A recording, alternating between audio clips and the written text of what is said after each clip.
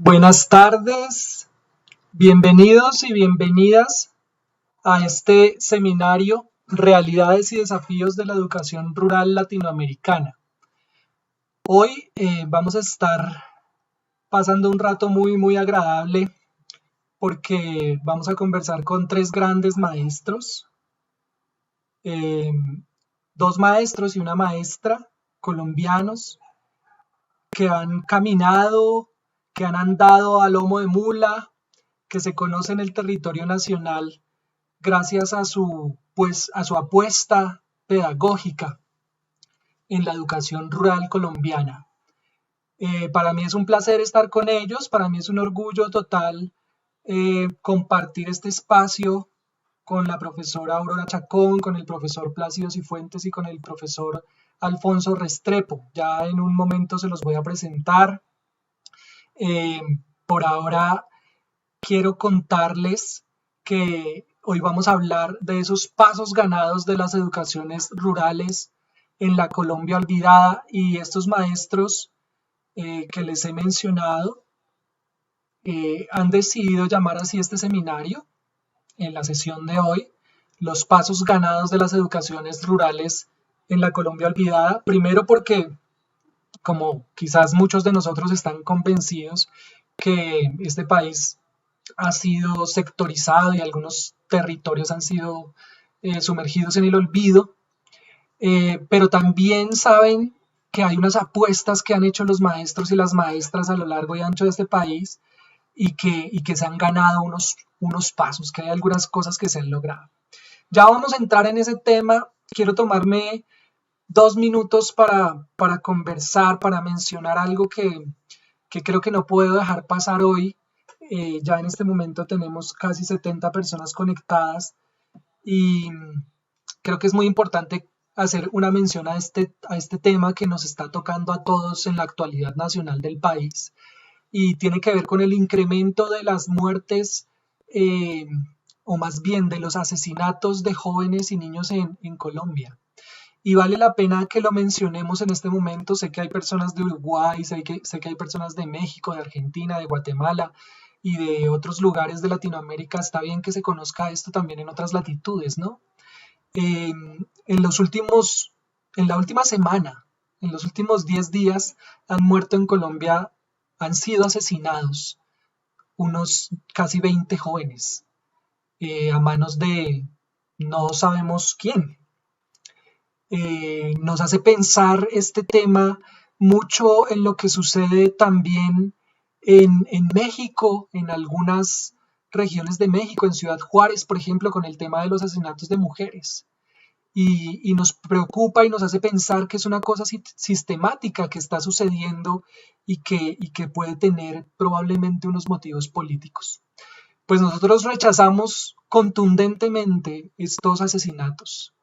No estamos para nada tranquilos los maestros y maestras colombianos y colombianas, porque esto esté sucediendo. Estos 16, 17 chicos que han muerto, que han sido asesinados y asesinadas esta semana, eh, eran estudiantes de distintos niveles, unos de primaria, otros de secundaria, otros de la universidad ya, pero todos y todas eran estudiantes. Y nosotros somos maestros, y hay muchas personas que están conectadas que van a ser maestros. Y vale la pena comenzar este seminario con esa reflexión, porque no podemos pasar de agache estas situaciones que están pasando. Tenemos que detenernos y reflexionar sobre eso, porque pues está muy interesante que hagamos estos seminarios y que discutamos y que hablemos desde la academia y que reflexionemos sobre estos temas complejos e interesantes de la realidad pedagógica, pero el país no nos puede ser indiferente.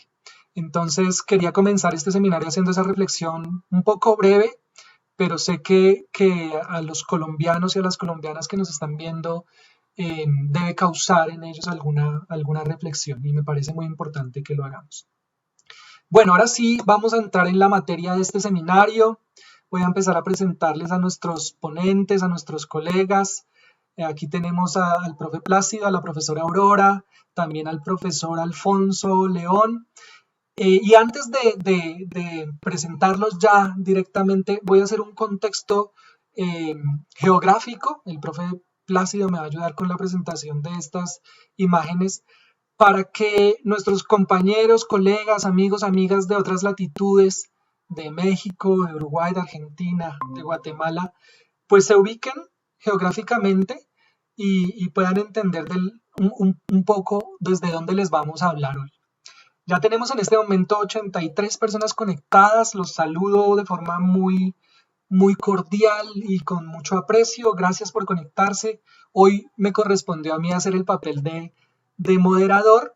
Entonces, bueno, primero que todo quiero mostrarles este mapa de Latinoamérica. Aquí arriba tenemos a México, por acá está Guatemala también. Tenemos aquí a Colombia en esta parte central del mapa.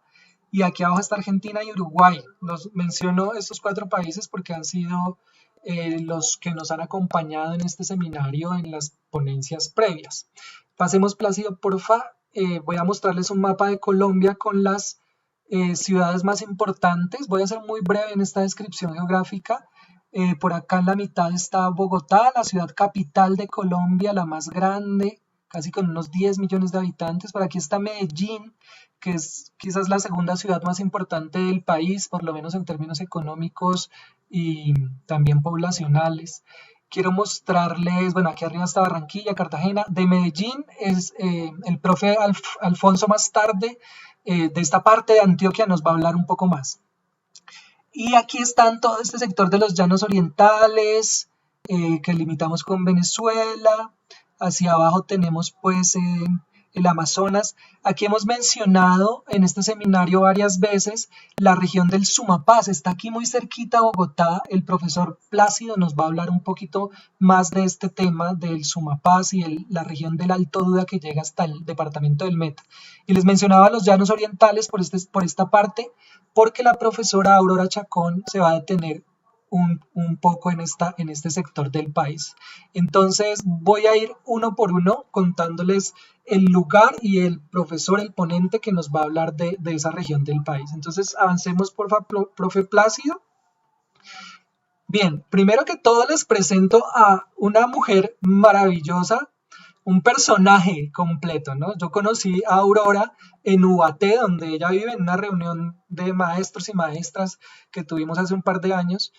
Y la historia de Aurora me impactó, me fascinó y por eso está aquí. Hoy nos va a deleitar a todos y a todas. Miren, Aurora eh, fue maestra rural en este sector de Colombia, en el Palmarito, que es un caserío. Ella dice que casi no se encuentra en los mapas y tiene toda la razón. Yo hice el trabajo de buscar y es muy difícil.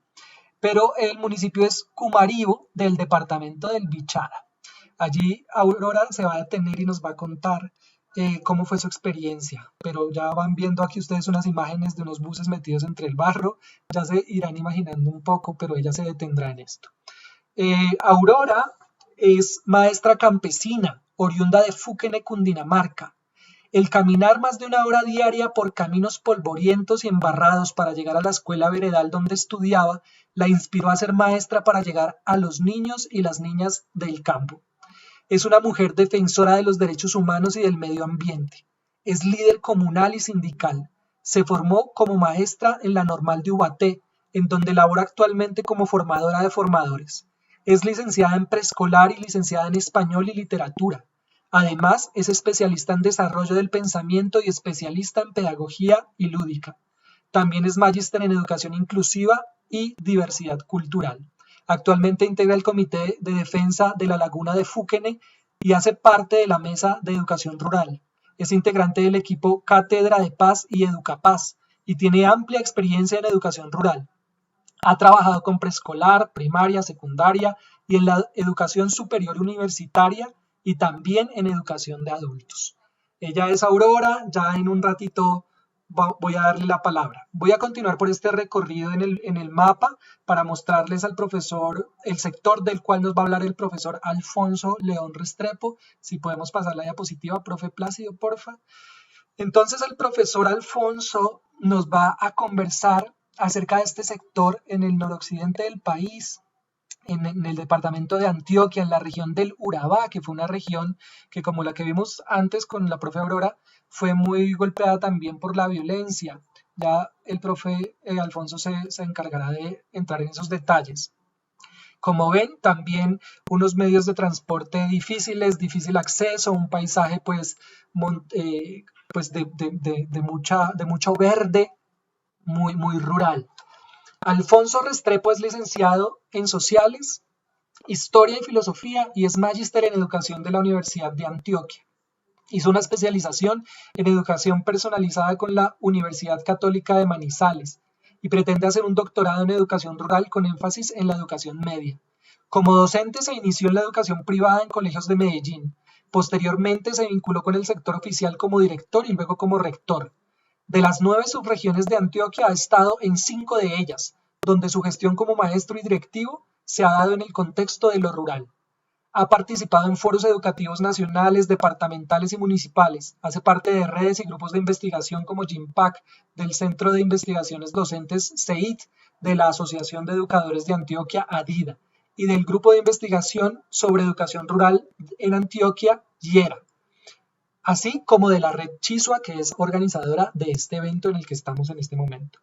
En la actualidad dirige el FEDRA, Foro de Educación Rural en Antioquia. Entonces ya ven que Alfonso tiene un gran recorrido en la educación rural y bueno, suficiente palmarés para hablarnos sobre ruralidad. Vamos entonces a hablar sobre la región del Alto Duda. Profesor Plácido, muchas gracias. Aquí está en el mapa, en el centro del país, cerca a Bogotá, pero eso es un decir, porque en realidad hay que pasar un buen trecho para llegar a ese lugar y el acceso, ya como nos contará Plácido y como ustedes están viendo en esta imagen, pues no es muy fácil, entonces son muchas horas a lomo de mula, como ya nos contará Plácido en un rato.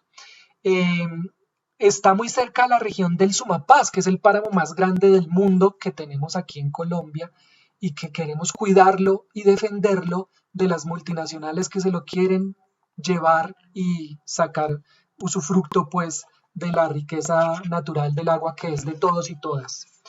El profesor Plácido Cifuentes Rodríguez es formado en la ruralidad de familia campesina. Tiene una trayectoria amplia en la docencia como profesor, director rural y coordinador. Toda su formación y profesionalización docente la ha realizado desde la ruralidad y para la ruralidad. Es defensor de los derechos educativos de los niños y jóvenes del campo. Es licenciado en Humanidades y Lengua Castellana, especialista en Informática y Telemática, magíster en Educación por la línea de Políticas Públicas Educativas y actualmente está cursando un doctorado en Educación en la Universidad Nacional de La Plata en Argentina. Es proteccionista de la vida ambiental, amante de la naturaleza y de sus cuidados. Como ven, señoras y señores que nos acompañan hoy, tenemos 110 personas que nos están viendo en este momento. Como ven, estoy acompañado de un grupo de maestros pues increíble. Y bueno, hoy vamos a pasarla muy bien en este seminario. Así que démosle para adelante, Plácido. Vamos a arrancar. Miren, este mapa muestra los 3 puntos de los que vamos a hablar hoy. Vamos a comenzar con de esta parte, el que les dije de los llanos orientales, es el que está más cerca a Venezuela. Y para ello voy a invitar a la profesora Aurora Chacón. Profe Aurora, bienvenida. Profe Plácido, si me ayuda con la siguiente diapositiva. Profesora Aurora, usted ha vivido la ruralidad de una forma muy particular, pero quiero que nos cuente usted y después Alfonso y después Plácido, los 3 la misma pregunta, por favor.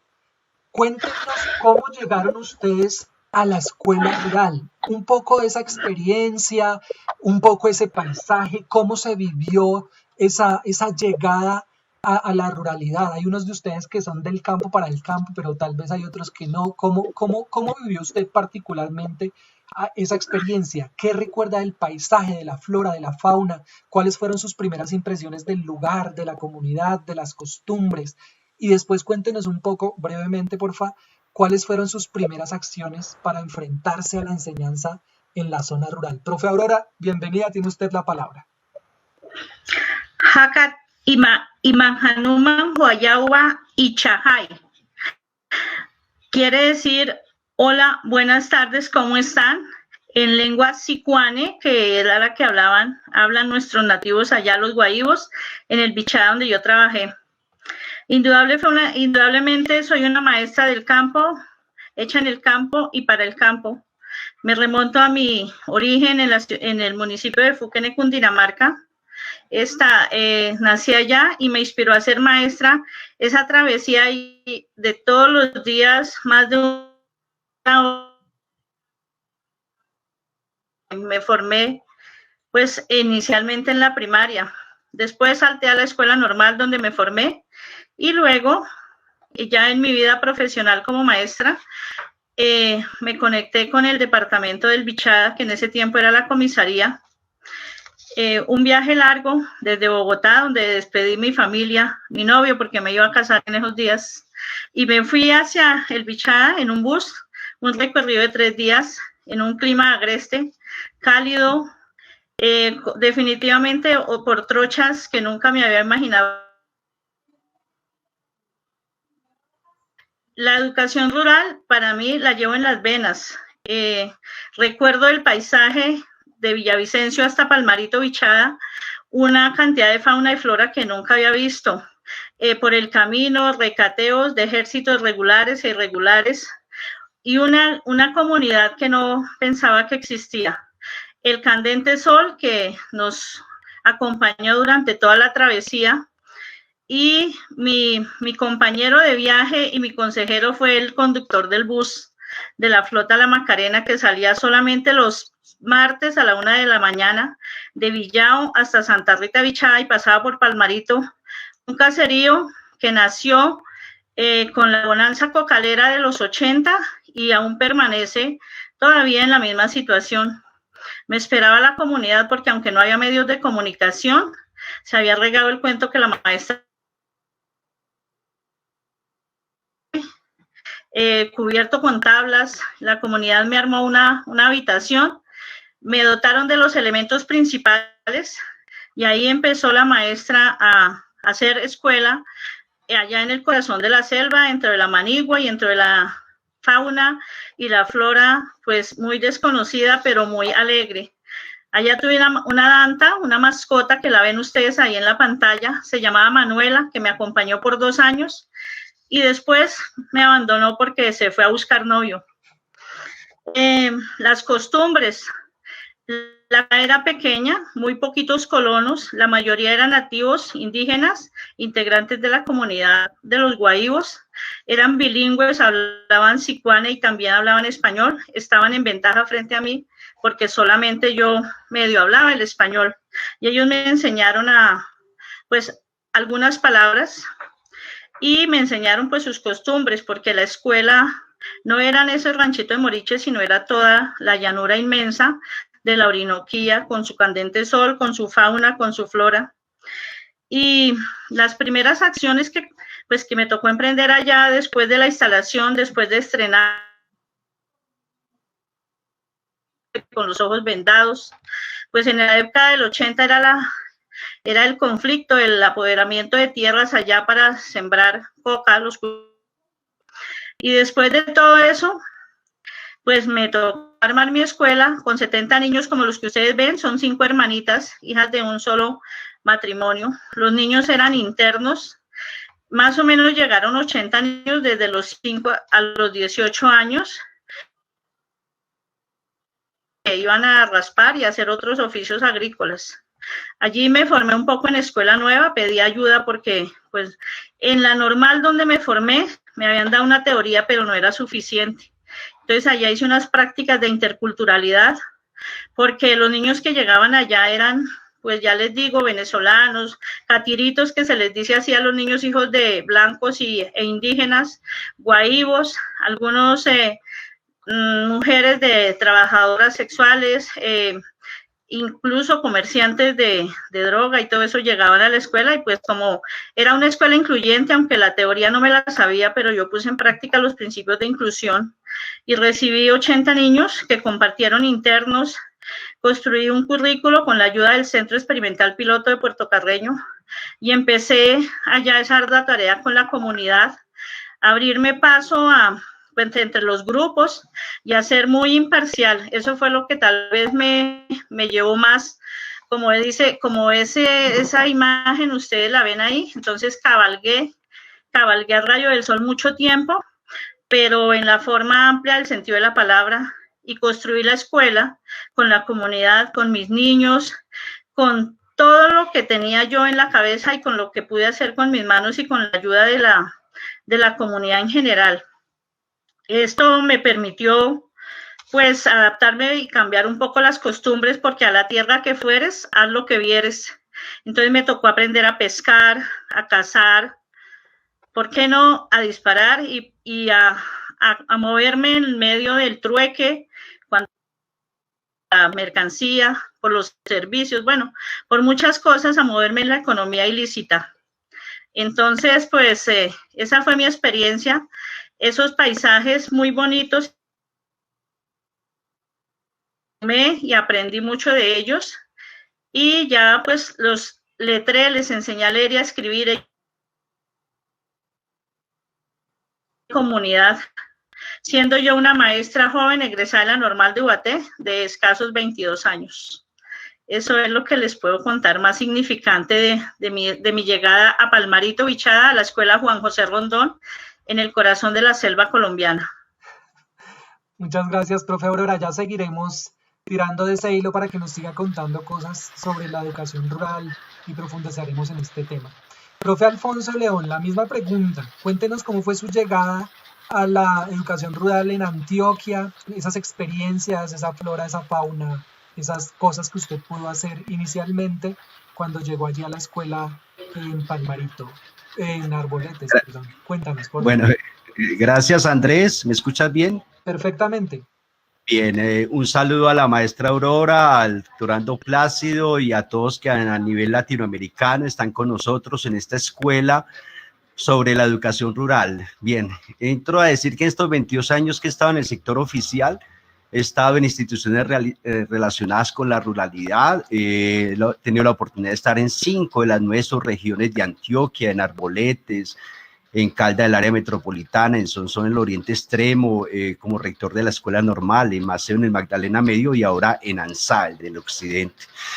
Ahora, ¿cómo se llegó a ser maestro rural? Pues trabajaba en colegios privados, pero una rectora nos decía que nos vinculáramos en el sector oficial. En el último concurso departamental del 2277 oficial, nos presentamos mi señora y yo,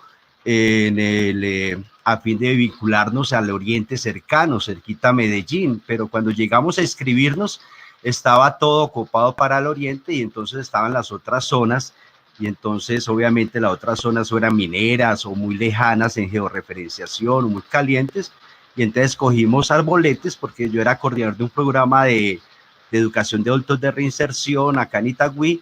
Y entonces dijimos, pues vamos para Arboletes, nos queda cerca al mar y cerca a Montería, porque además teníamos 2 niños de 3 y 4 años. Ahora, en agosto, cuando nos llaman precisamente ya a ocupar las plazas, llegamos a Arboletes y supuestamente yo había ganado el segundo puesto a nivel departamental, el primero en el municipio. Sin embargo, me dicen que va a ser rector de Guadualarriba, pero primero me mandan a una escuela que se llama San José de Pueblo Chino, a 3 horas y media en verano, porque en invierno, igual como la profe Aurora, uno se demoraba hasta 9 horas cuando todo se enfangaba. Entonces fuimos a la escuela de San José de Pueblo Chino. Allá tuve mis primeras 2 experiencias o 3 impactos, precisamente porque llego a la escuela después de haber atravesado la selva y me encuentro con que el profe estaba con los niños más chiquitos, estaban todos con muchísima atención, poniéndole muchísima atención. Yo pensé que estaba explicando algo y resulta que era que el profesor estaba desayunando, y después me di cuenta de que el profesor cada día rifaba el sobradito del desayuno, entonces para que ellos pues estuvieran ahí.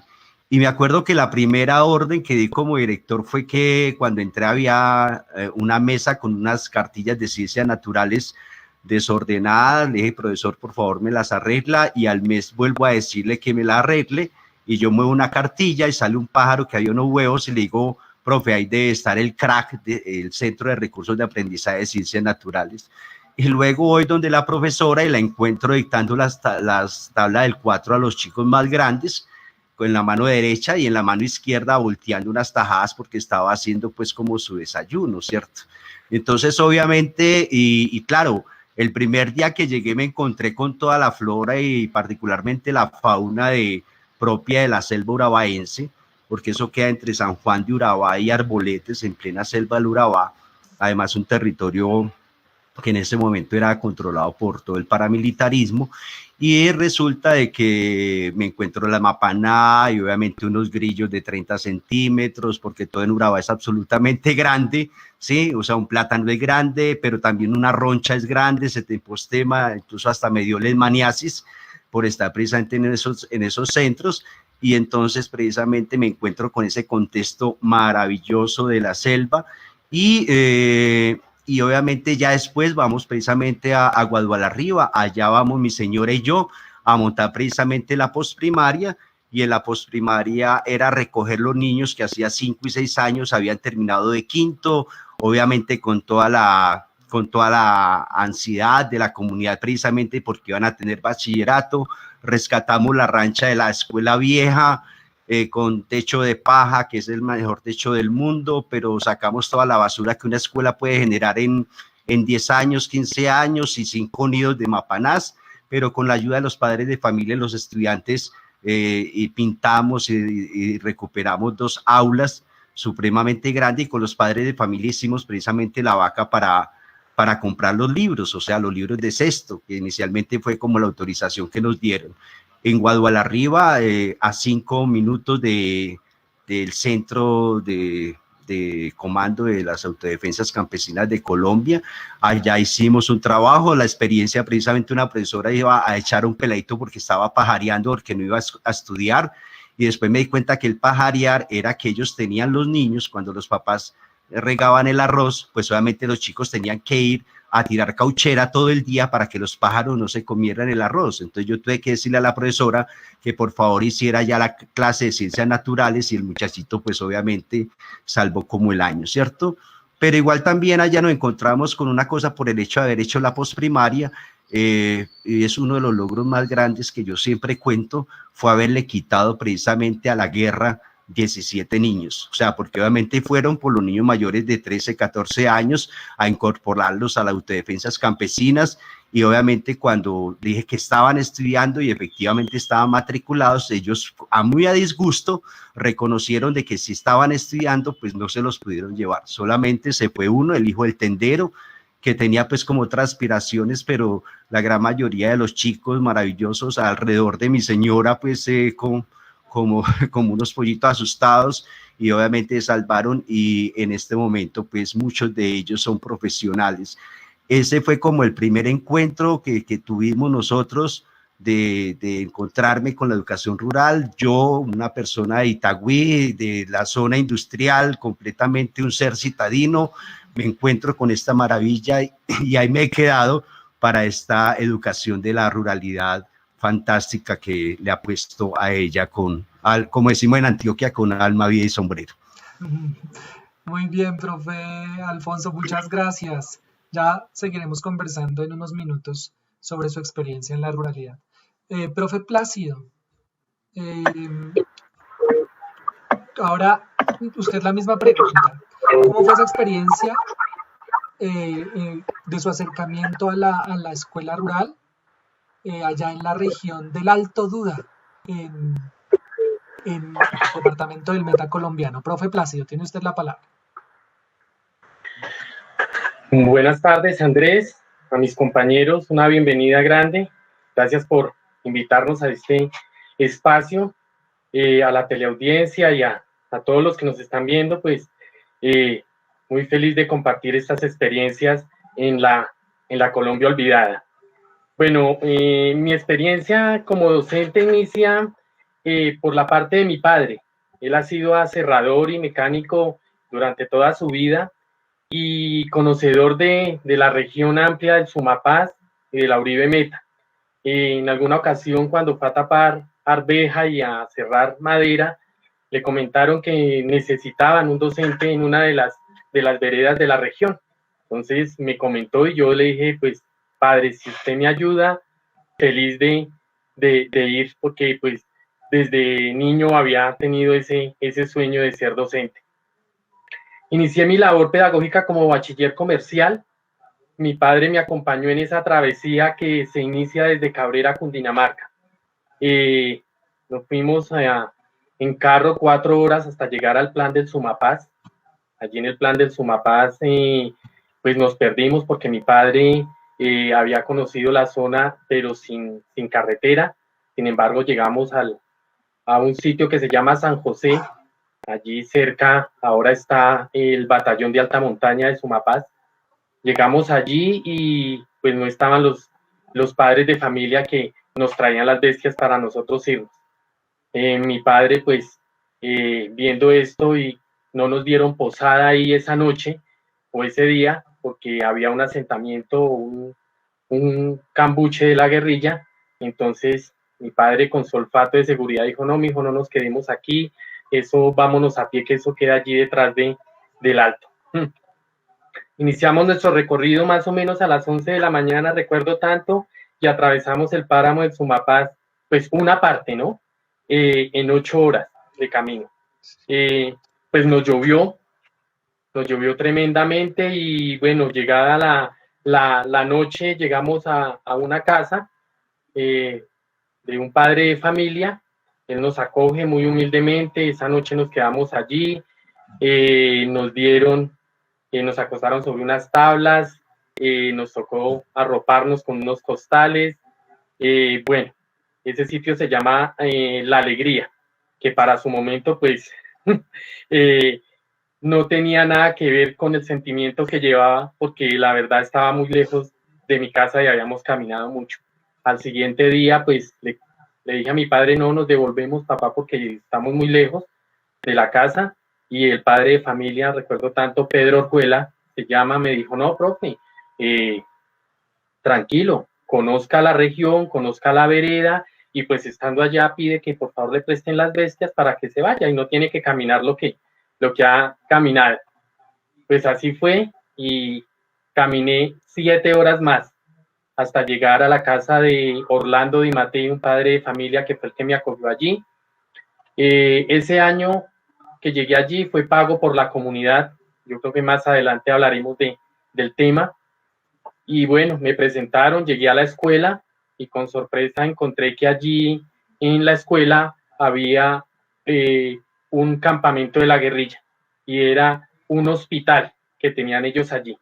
Con gran asombro porque en medio de la selva encontrarse un hospital pues muy bien dotado, muy bien organizado, pero así fue, me sacaron, recuerdo tanto, en un costal el material de la escuela, el baúl de Jaibaná y unos libros, y allí duré pues adaptándome y conviviendo con este grupo mes y medio, hasta que un día llegamos con los chicos y bueno, pues no había sino el rastro de uno de los campamentos más de la zona. Cuando llego allí, pues sin bases de pedagogía, únicamente estaba pues la vivencia que traía de mi escuela y mi colegio en Cabrera, Cundinamarca. Inicié con 3 estudiantes, al finalizar ese año terminé con 11. Y bueno, durante los 3 años siguientes fue una experiencia enriquecedora. Inicié mi carrera como licenciado, estudiando semipresencial en Bogotá.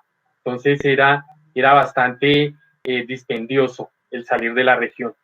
A finales del 2002, con la sanción de la ley 715, se conformó un centro educativo. Entonces el centro educativo se llamó Alto Duda de Uribe Meta y me asignaron como director rural. Entonces tuve a cargo las 7 sedes educativas allí. La distancia de la sede principal a las 7 escuelas pues es bastante amplia, hay unas a 4, 7 y casi un día de camino. Entonces me tocaba pues recorrer todo el tiempo la región. Durante estos 7 años, pues, con un grupo de docentes muy dado al trabajo social y muy comprometidos con la región, tuvimos la responsabilidad pedagógica y convivencial de la población infantil y la juventud de la región. De esto tenemos muchas anécdotas, vivencias, relatos e historias de cada escuela en su diario vivir, que realmente lo enorgullece a uno de haber trabajado con estas comunidades. A pasar de los años, pues se ha visto que este tipo de experiencias nos enriquecen muchísimo, no solo como docentes, sino a las comunidades en general, porque ven que el docente en estas escuelas es la representación del Estado, y la escuela como tal y la organización de las veredas gira en torno a la escuela. Estas escuelas están muy alejadas del municipio de Uribe, se gasta más o menos entre 4 a 5 días a lomo de mula subiendo la cordillera oriental. Entonces es bastante dispendioso llegar desde Uribe a esas veredas, y prácticamente los docentes que estuvimos allí o que han ido siempre son de la región del Sumapaz, entrando por Cabrera, Cundinamarca. Es mucho más fácil salir a este pueblo que no a Uribe. Esta región pues está marcada históricamente por el conflicto armado. Allí pues se inicia o se da el nacimiento de las fuerzas revolucionarias en un sitio llamado Casa Verde, donde está el secretariado de la FARC, o donde se inicia pues a mando de Manuel Marulanda, el jefe de la organización. En la época en que yo llegué allí, esto era la zona de distensión. Entonces, pues, se imaginarán, era el boom del fortalecimiento de las FARC, y encontrábamos, todo lo que uno no ve detrás de todo un grupo armado, con sus hospitales, sus sastrerías, pues como todo el accionar de esa gente. Recuerdo mucho que estando allí, fue cuando vino la intervención militar y se tomaron el plan del Sumapaz. Duramos 3 meses incomunicados, con la zozobra, el bombardeo, viendo nosotros con los estudiantes la guerrilla a escasos 1 kilómetro, y viendo cómo disparaban a los aviones. Eso es algo de admirar, pero también de ver cómo en esas zonas de conflicto armado se ve el abandono y el olvido del Estado. Trabajé 10 años en esta hermosa región, olvidada y despojada por el Estado. Me profesionalicé allí, terminé mi licenciatura y después una especialización, y durante este tiempo se organizó pues con la ayuda de los maestros que estábamos allí, pues un trabajo con las comunidades, un trabajo en defensa del territorio, un trabajo que pues de una u otra manera se da cuando son escuelas de difícil acceso y no se tiene la presencia del Estado, sino toca trabajar con las organizaciones sociales. Pues allí en esas escuelas converge la cultura, las reuniones de junta de acción comunal, la recreación de los niños, el centro de salud, por decirlo así, es donde van, profe, me duele la muela, profe, la inyección, profe, ¿qué tomo? Profe, la señora está en parto, por ejemplo, ayúdenos. Bueno, o sea, eso es un sinfín de colaboración entre todos que pues no se olvida fácilmente, y que es muy indispensable para aquellas regiones tener un docente que sea comprometido.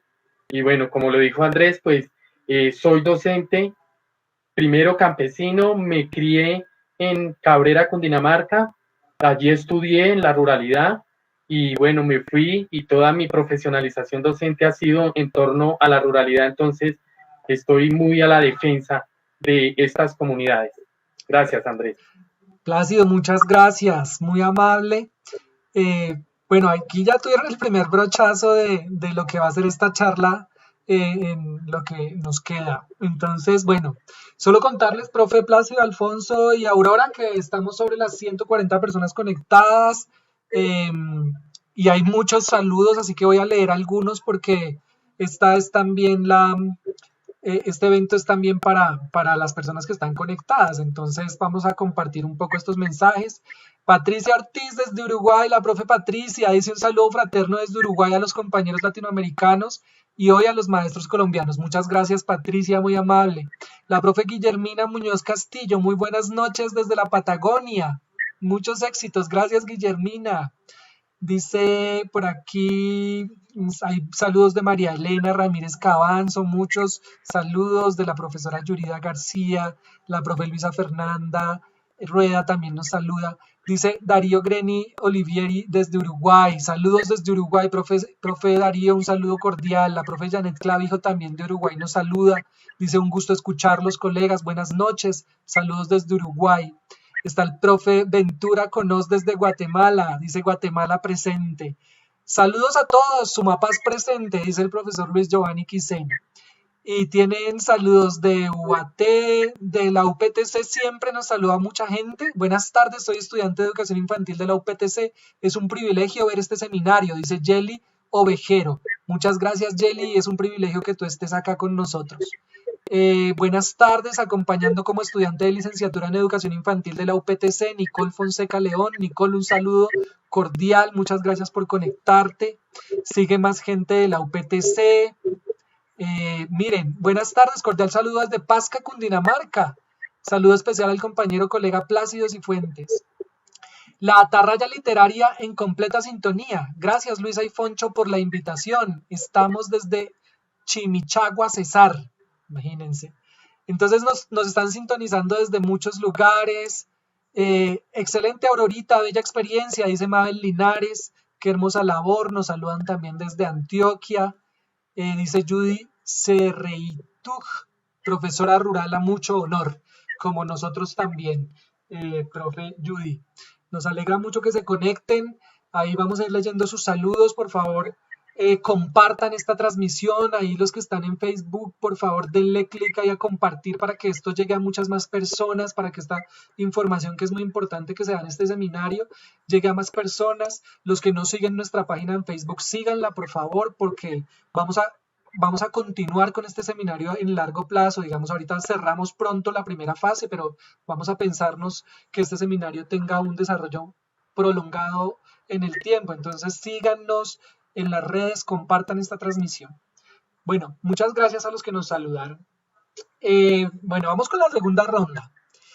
La profesora Aurora nos ha contado sobre su acercamiento al territorio, la flora, la fauna, y mencionó que tenía estudiantes guajivos, también personas de Venezuela, porque estaba muy cerca al límite con Venezuela, y de otras culturas, ¿no? Entonces, bueno, vamos a preguntarle a la profesora Aurora Chacón sobre ese concepto de la interculturalidad. ¿Cómo se lleva a la práctica escolar la interculturalidad? Profe Aurora, ¿cuáles son esas acciones que los profesores, las maestras y los maestros debemos desarrollar para motivar, pero también para defender y para conservar esas relaciones entre diversas culturas que se encuentran en un aula escolar?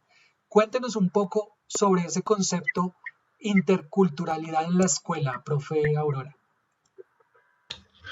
Bueno, muchas gracias y a todos los que, por esta oportunidad, a todos los que nos están viendo, nos están compartiendo esta imagen, porque la ruralidad, la educación rural es única,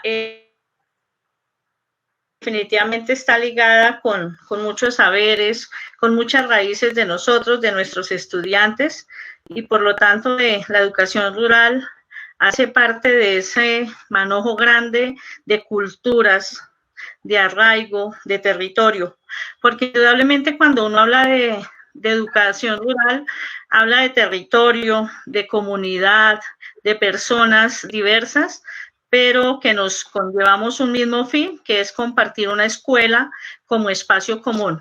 Como ustedes ven en la imagen, están mis niños allá en el Bichada, miren las sillas, cómo eran y miren cómo están vestidos. Miren, o sea, en este momento me atrae una alegría, pero también una nostalgia, porque ese momento es donde compartía una clase de interculturalidad, sin saber que en la escuela nunca me han mencionado esa palabra, no hay a mis escasos 23 años no tenía eso, pero sí hice la práctica muy bien hecha. En mi escuela acogí todas las personas que llegaron a solicitar la entrada, porque lo único que tenía que decir cuando llegué a la escuela, al tercer día de estar allá, coloqué un aviso con letra grande que decía: bienvenidos todo el que quiera estudiar y quiera compartir esta educación. Hice la práctica de una maestría que recientemente hice 25 años después, que la acabé de terminar, pero todos esos saberes, toda esa aula diversa, toda esa escuela diversa, la llevé a cabo allá 25 años atrás, un cuarto de siglo. Entonces allá convergen, como ustedes ven, niños blancos, hijos de colonos, catiritos, guaívos, venezolanos, y pues habían muchos niños del sector de Antioquia, allá de Boyacá, del Meta, de aquí, del centro del país, pues porque allá llegaban muchas personas a buscar un aliciente económico al rastro del cultivo y de la droga y de todo lo que implicaba estar allá, como también escapando a las realidades de aquí del interior, llegaban allá. Y pues la escuela estuvo abierta siempre a la atención de esa multiculturalidad. Y la práctica, pues acoger a todos, coger unas guías raídas por las hormigas, un poco deshechas, que quedaban como unos hallazgos de la anterior maestra que había estado hace 6 años allá. Cogí todas esas guías para armar, digamos, grupos. No hice cursos, sino hice grupos de estudio de acuerdo como a los avances que tenían en academia, en escolaridad.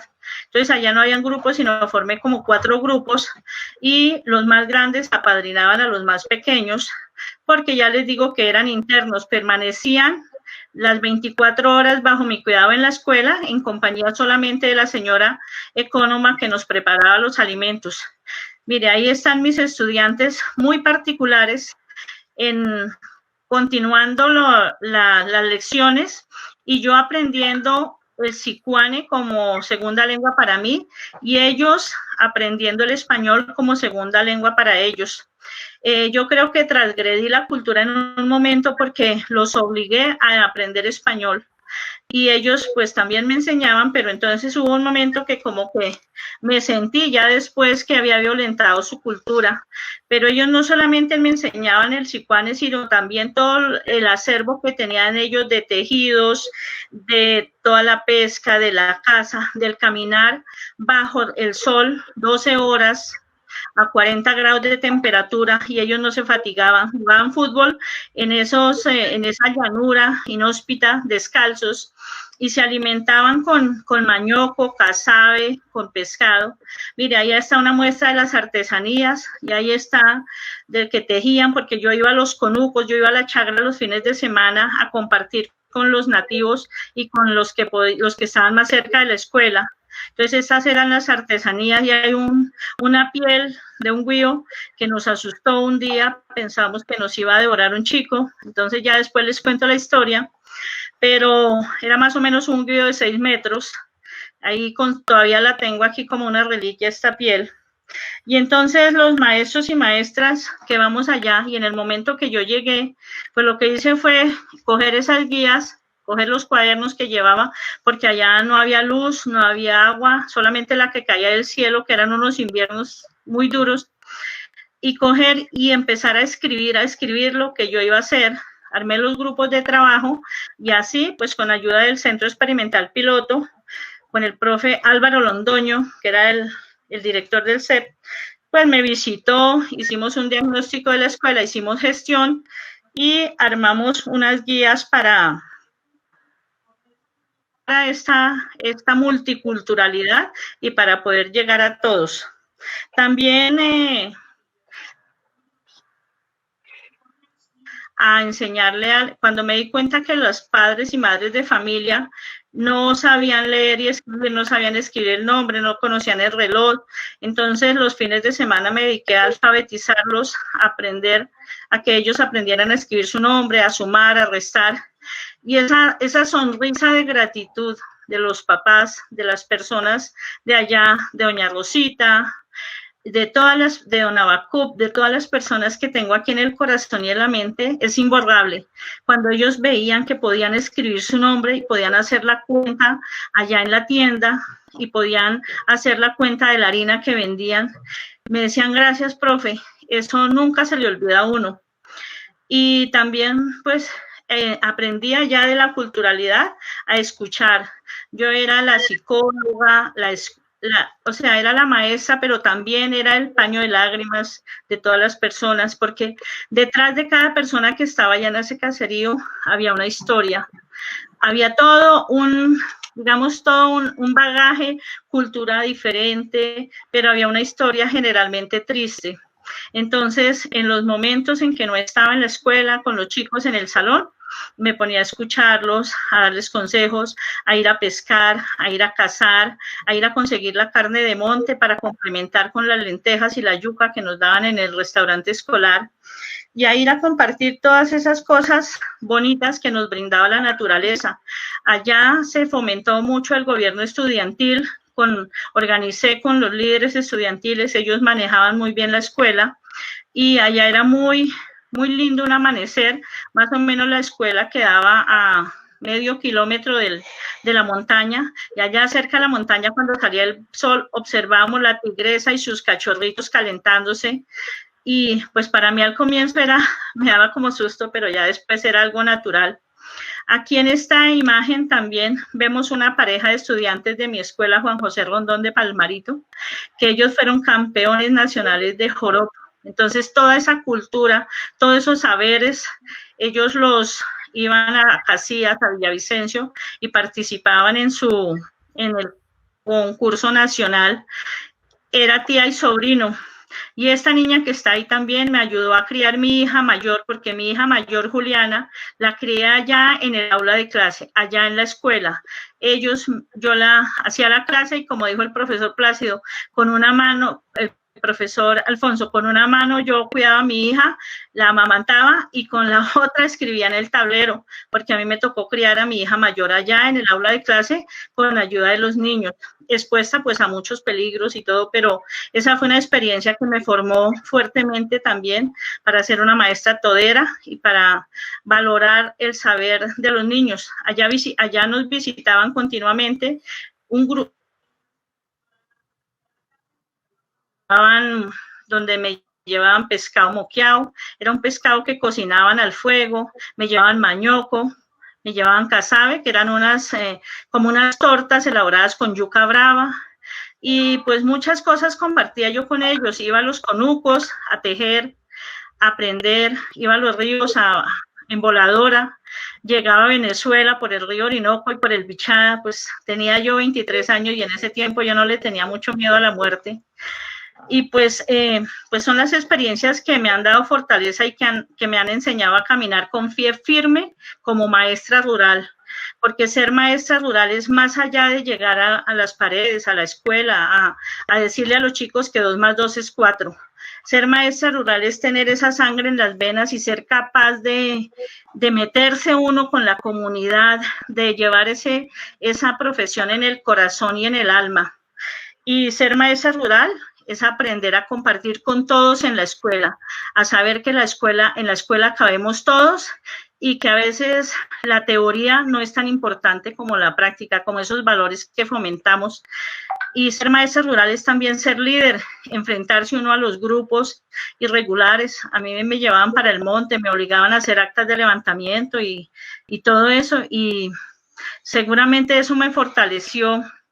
Y la situación se complicó porque en los llanos, pues, con la muerte de Galán y con la muerte de todos los líderes políticos, pues nos cercaron y aguantamos hambre y solo comimos yuca y lentejas y comimos sin sal y azúcar como medio año. Y, o sea, el ser maestro rural es más allá de ir a la escuela a hacer sus clases. El ser maestro rural es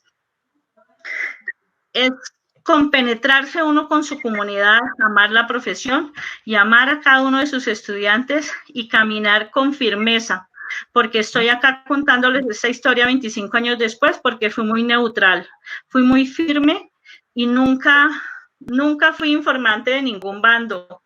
y era la única representante del Estado colombiano y del gobierno que permitían estar allá. Allá era la garante de los derechos y deberes y todo lo que conllevaba estar allá, era la maestra Aurora, que fue sagrada esa maestra y que nadie, durante los 5 primeros años, nadie atentó contra ella.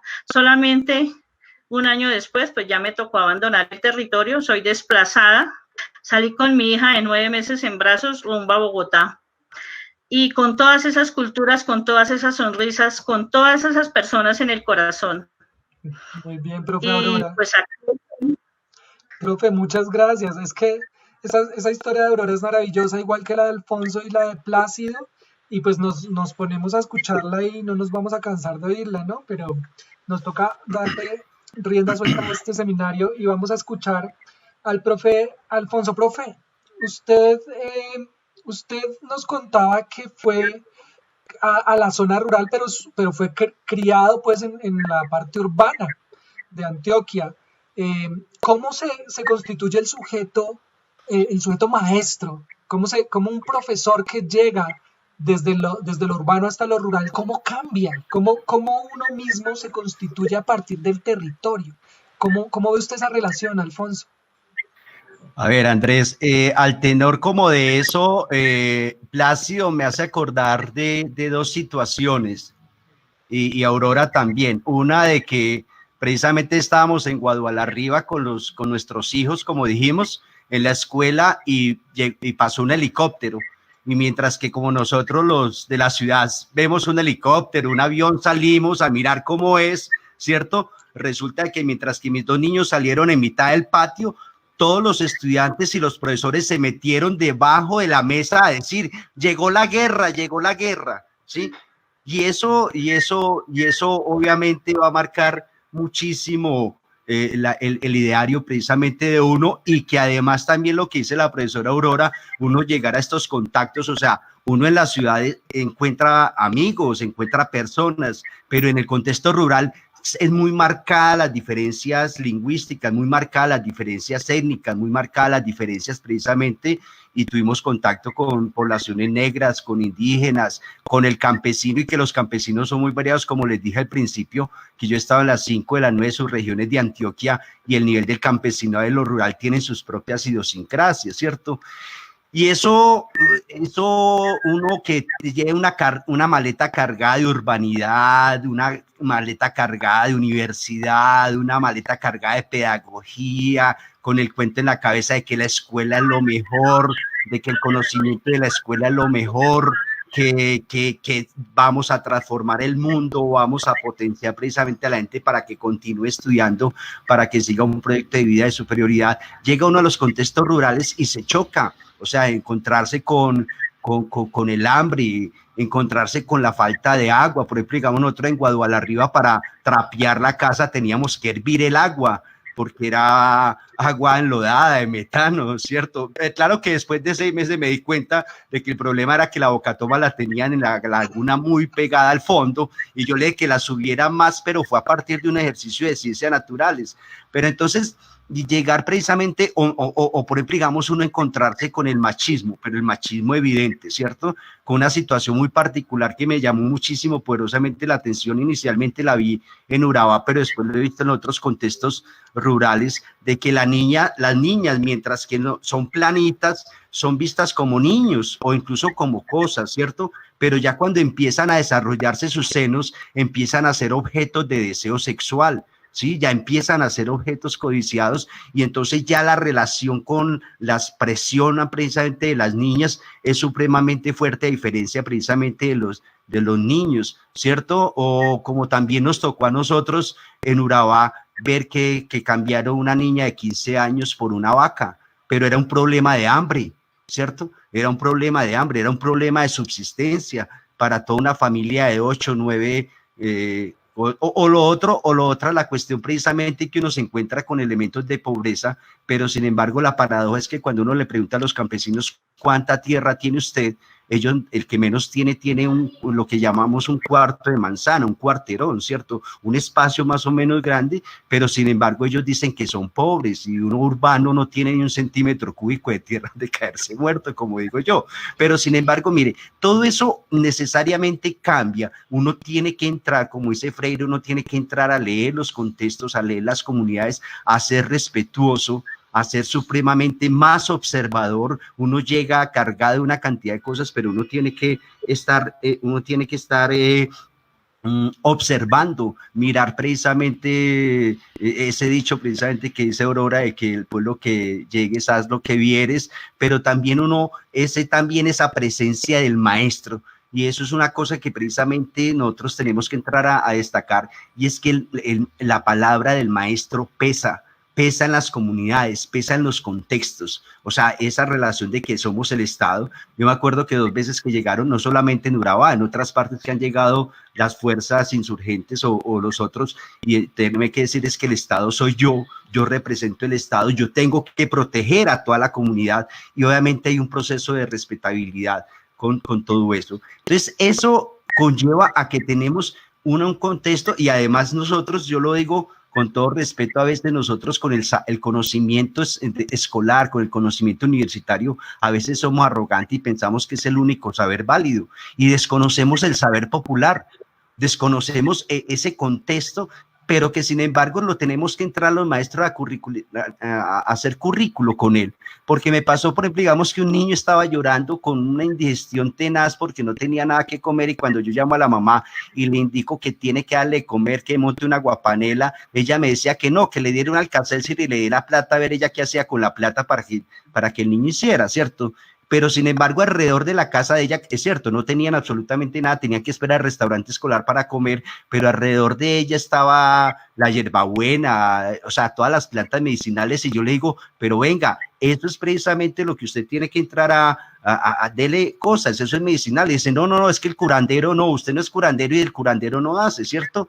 O por ejemplo, digamos, cuando me tocó a mí ver en Arboletes que una niña la picó una mapaná, y a pesar de que otro profesor le puso una piedra negra de África que vende la Cruz Roja, sí, la dejaron morir porque era llevarla a Arboletes a 2 horas, pero no, tenían que esperar al curandero y le dieron la vuelta por Montería a las 6 horas, o sea, desde las 7 de la noche que la picó, a las 6 de la mañana llegaron a Montería, a las 8 pudo llegar el curandero porque estaba atendiendo otras cosas, y lo primero que el curandero fue, bueno, ¿por qué no la llevaron primero al hospital para que le pusieron el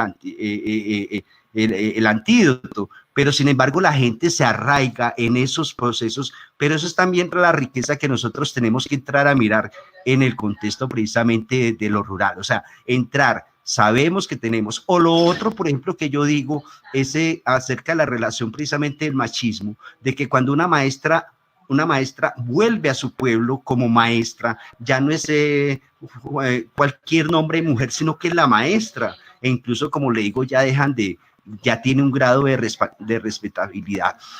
Eso necesariamente, y después obviamente cuando uno se encuentra o confronta la teoría de Freire con ese trabajo popular, con ese trabajo precisamente de entrar a fortalecer la sabiduría, de que la concienciación precisamente, ya es lo que hace también que uno tenga y que uno también se revise como sujeto político, ¿sí? Obviamente uno entra a reivindicar porque uno encuentra con la necesidad real, con el hambre real, con el abandono real.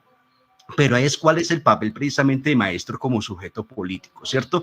Y lo otro es que en todo caso también hay otra cosa importante, Andrés, ya para terminar, y es uno encontrarse también con el maestro. Es decir, uno llega al contexto urbano también de las facultades, pero uno encuentra con el maestro propio, o sea, e incluso como se dice el cuento, le ha dado mal de la tierra, es decir, ya se han acostumbrado, ya se han acoplado, y he tenido toda clase de maestros. O sea, en estos 22 años de los contextos rurales he tenido toda clase de maestros, pero también de ellos he aprendido, seres maravillosos que se han contextuado y que son poderosos en las comunidades. Entonces, obviamente uno entra a reevaluar, y por eso es que también nosotros, incluso el programa de mañana en el grupo del Gympal a las 5 de la tarde de Freire, siempre Freire, vamos a hablar sobre ese saber hecho experiencia, que los invito precisamente a que la radio de Adida nos escuchen para mirar ese proceso de cambio, de transformación. Y lo rico es que lo rural te cambia todos los días. Además, porque la escuela no es solamente el muro, No es la malla como estamos acostumbrados en los contextos urbanos. La escuela, la vereda, es el corregimiento, es el entorno, es la culebra, es el pájaro, el festival del Paujil, es todo el contexto, todo lo que pasa adentro y afuera y viceversa influye y a uno lo cambia y tiene que uno estar como sujeto pensando y transversalizando como todo eso, porque el olor, el humo, el sabor, está el cigarrillo que sabe distinto en el campo, eso te atraviesa el ser, te atraviesa y te hace una criba diferente de viaje. Qué interesante esa reflexión y esa relación que plantea Alfonso entre el maestro y el territorio. Definitivamente se constituye uno en otro sujeto. Ya tendremos mucho más tiempo en otras conversaciones para ahondar en eso. Muchas gracias, Alfonso. Alfonso mencionó algo que es bien interesante. En algún momento habló del abandono. Y a mí me parece fundamental ese concepto. Y leyendo algunos de los escritos que tiene Plácido, él aborda ese tema. Aborda el concepto despojo y el concepto olvido.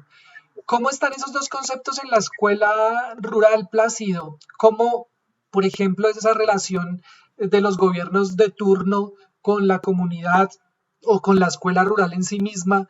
¿Y cómo se configuran esos conceptos, el concepto olvido y el concepto despojo en la escuela rural? Bueno, Andrés y compañeros y docentes que nos están escuchando y pues todos aquellos que están conectados en este momento. Yo creo que teniendo en cuenta estas ruralidades que las hemos vivido, como lo mencionó la profesora Aurora y el profe Alfonso, con toda esta historiografía, tenemos que decir que la escuela rural es indispensable para el desarrollo cultural, social y convivencial de sus habitantes. La esencia de la educación rural en estas zonas necesita de esa escuela como dispositivo que configura las distintas acciones sociales de todo ser humano, como lo mencionaba Alfonso.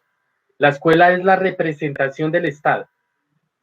Allí en aquellas escuelas llegan todas las dudas, las inquietudes, las sugerencias de los habitantes, del campesino. La escuela rural es la administración de la vereda, porque lo es todo. La escuela no simplemente es esto que estamos nosotros viendo allí, sino es el todo.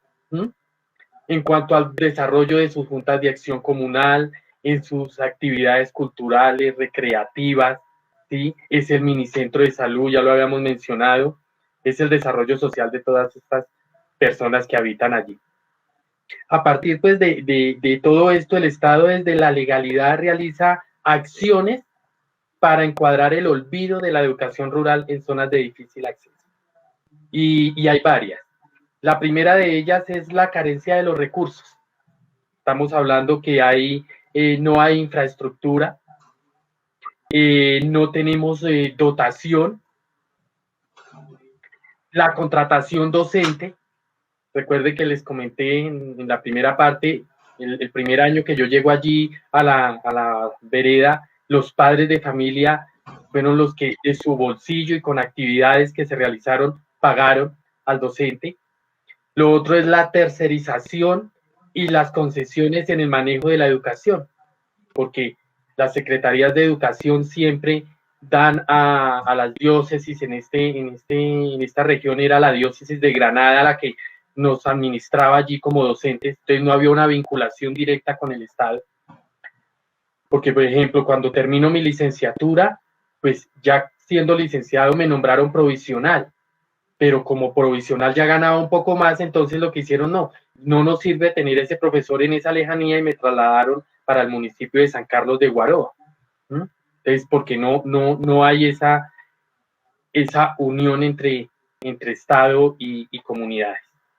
Después de este olvido en el que se encuentran todas las regiones y que el Estado lo encuadra, entonces viene algo que ellos dicen, bueno, nosotros tenemos allí una escuela, pero las comunidades piden y hacen sus proyectos y ellos dicen, bueno, necesitamos que este terreno que es de la comunidad, entonces pase a ser del Estado, para nosotros poder invertir en la escuela, para poder nosotros llegar allí, para enviarles los docentes. Entonces, yo lo llamo como privatizar ¿cierto? De cierta manera ese espacio que es de la comunidad, que es un espacio público, entonces se privatiza únicamente para lo educativo, para lo pedagógico. Entonces, allí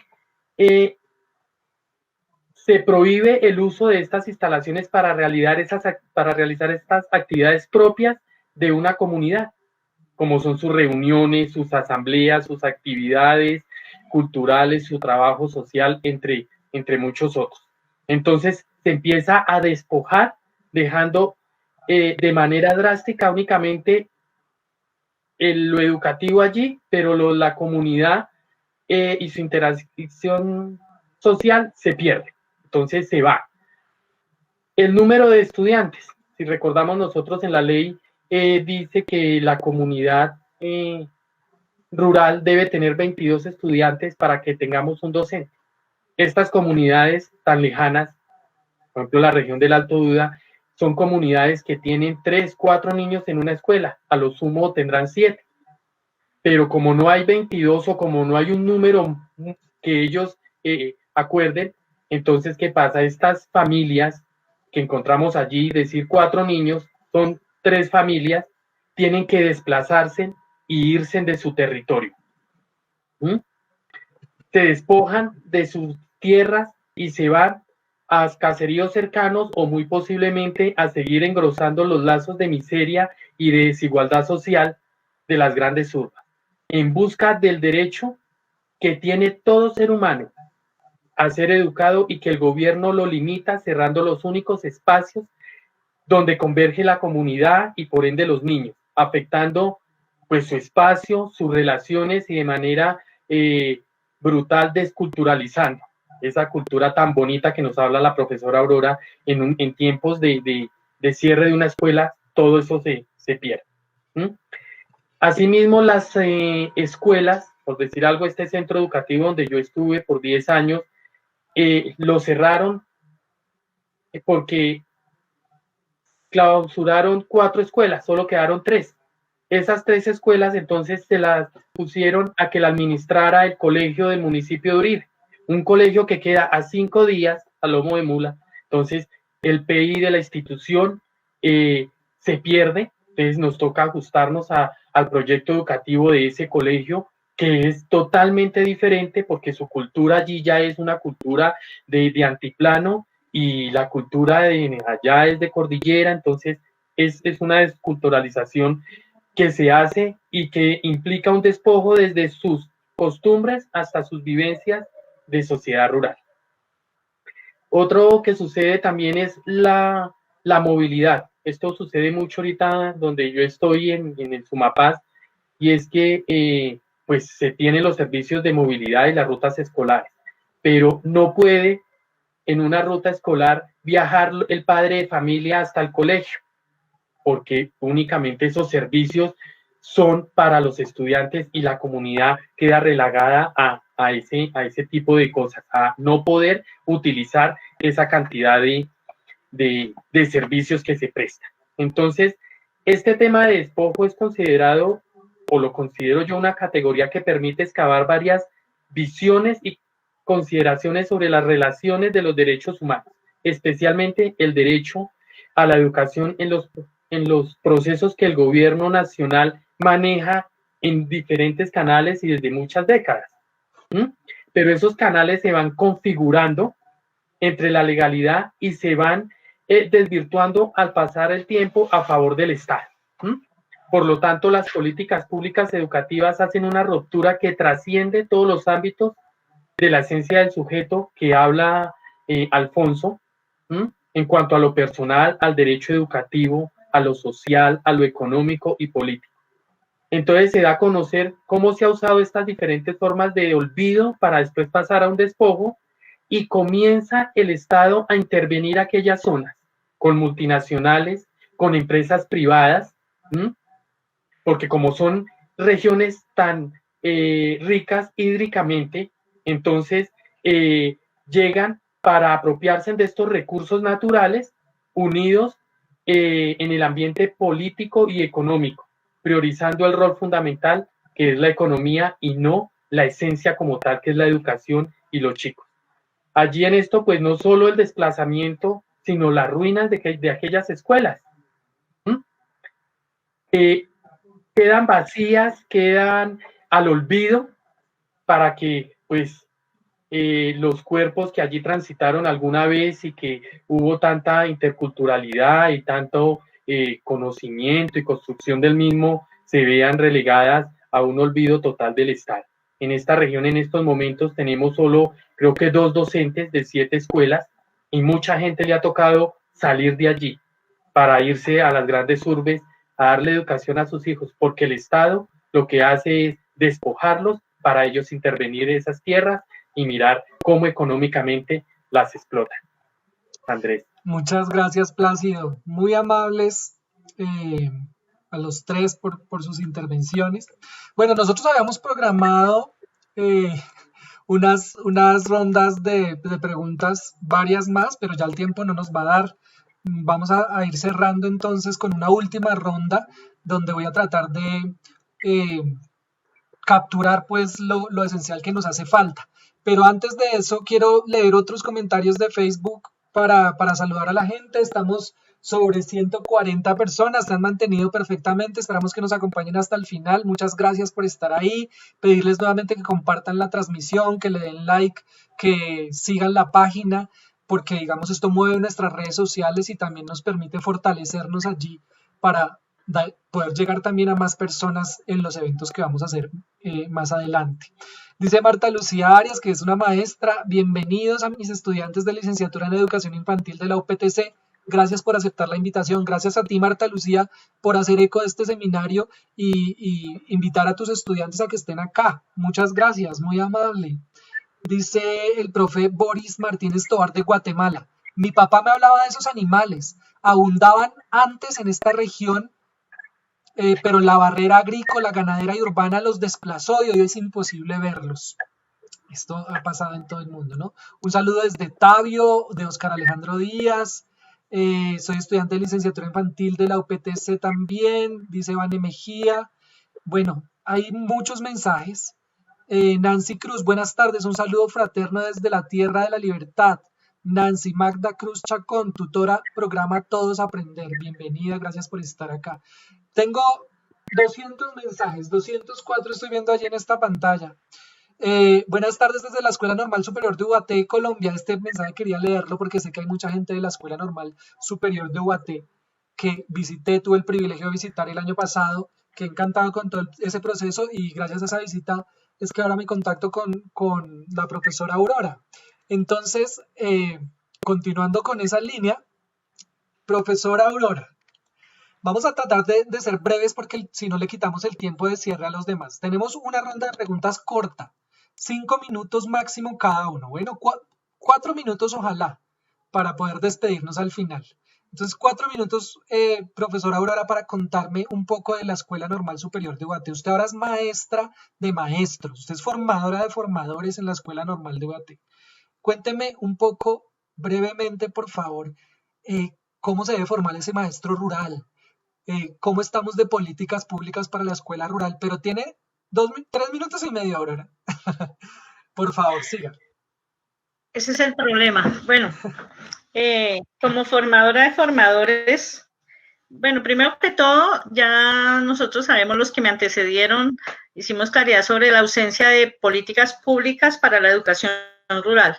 Siempre se coge lo citadino y se adapta un poco a lo rural, pero realmente es que en la Constitución colombiana ni siquiera existimos los campesinos. Dicen comunidades, etnias y otros, entonces nosotros somos los otros.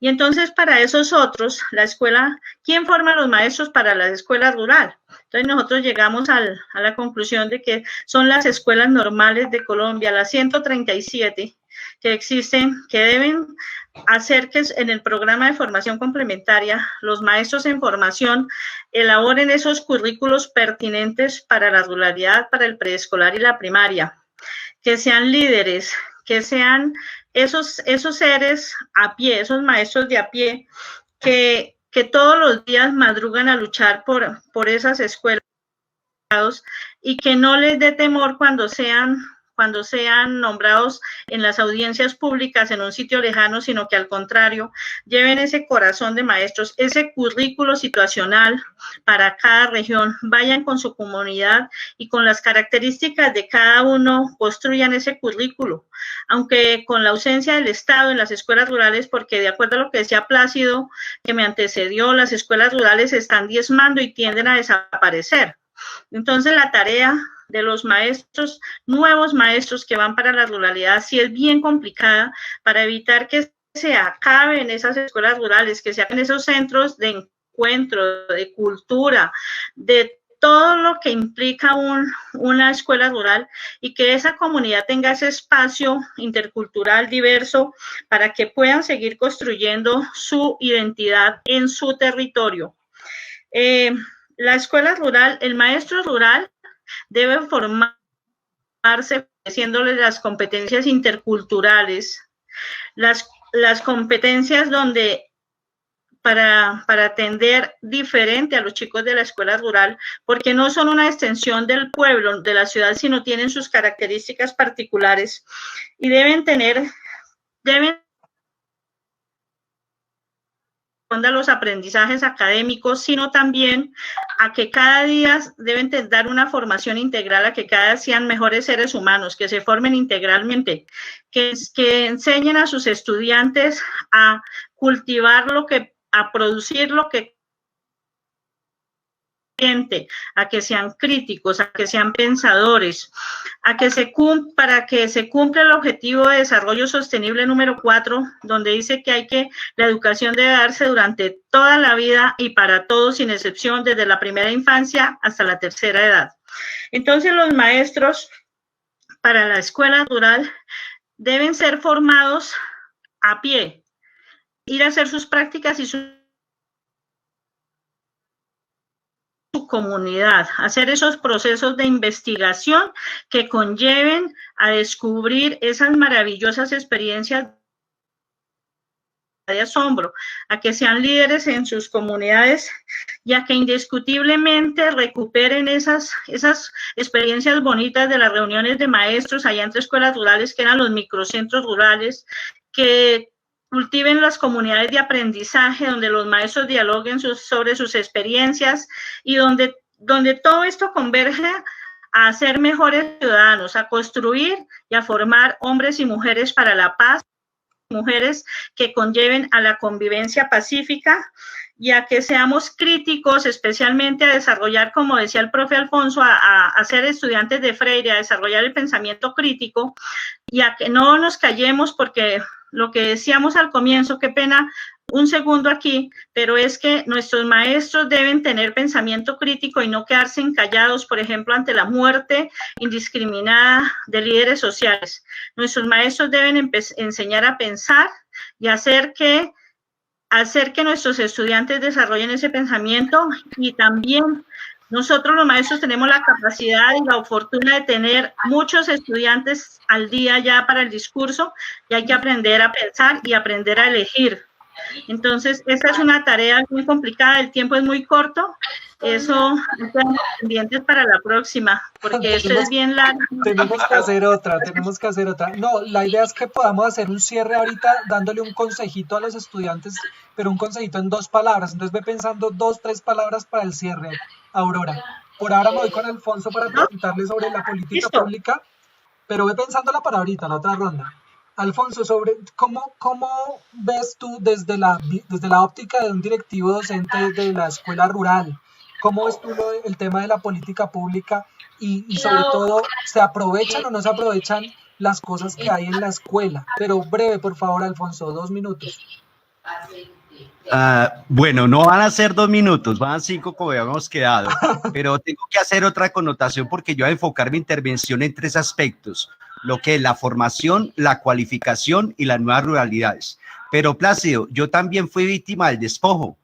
A mí me tocó que precisamente un colegio que teníamos posicionado rural, incluso a nivel del ministerio, nos lo cambiaron de 94 años de oficialidad para ser de cobertura contratada.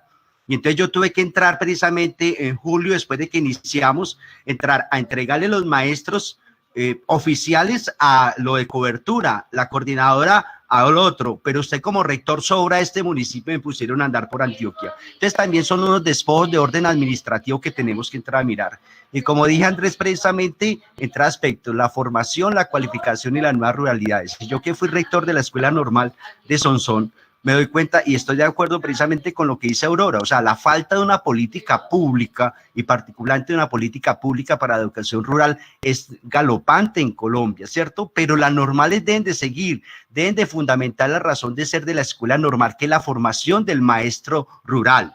Esa es la razón y la esencia, incluso que yo tuve la oportunidad de estar en el Archivo de la Historia de la Práctica Pedagógica en Colombia del siglo XIX, conocer el fondo de escuelas normales del siglo XIX. Esa era la razón de formar al maestro de Colombia, porque somos rurales.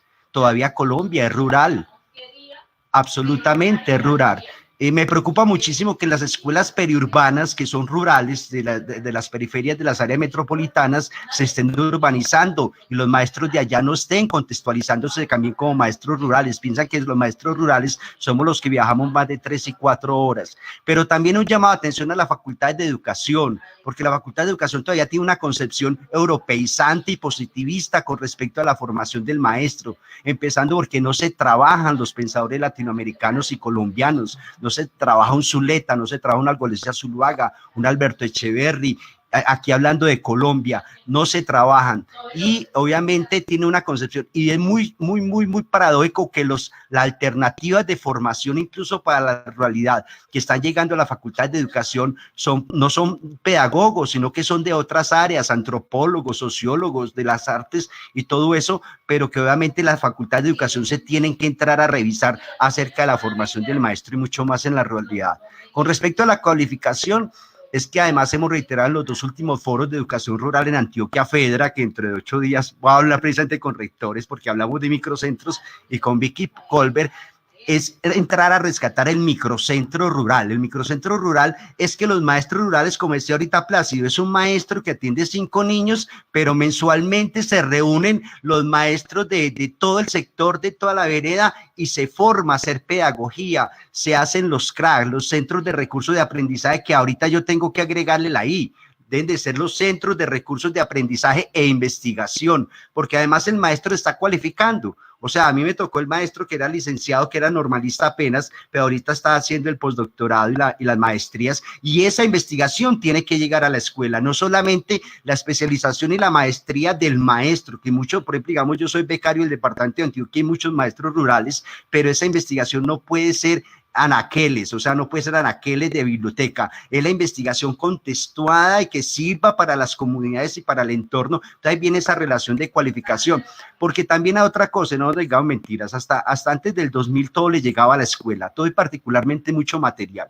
Iba a hablar como rector, porque precisamente también se ha desaprovechado, no digamos mentiras, también se ha desaprovechado muchísimo materiales valiosos que han llegado a la escuela rural. Incluso yo me encontré en Urabá, todavía me encontré un set de cartillas todavía envueltas en el celofán que habían enviado a la última edición de Escuela 9. Le pregunté a los profes que por qué no los habían utilizado y me dijeron, es que eso es andino, eso es de blancos, nosotros aquí somos afros, ¿sí?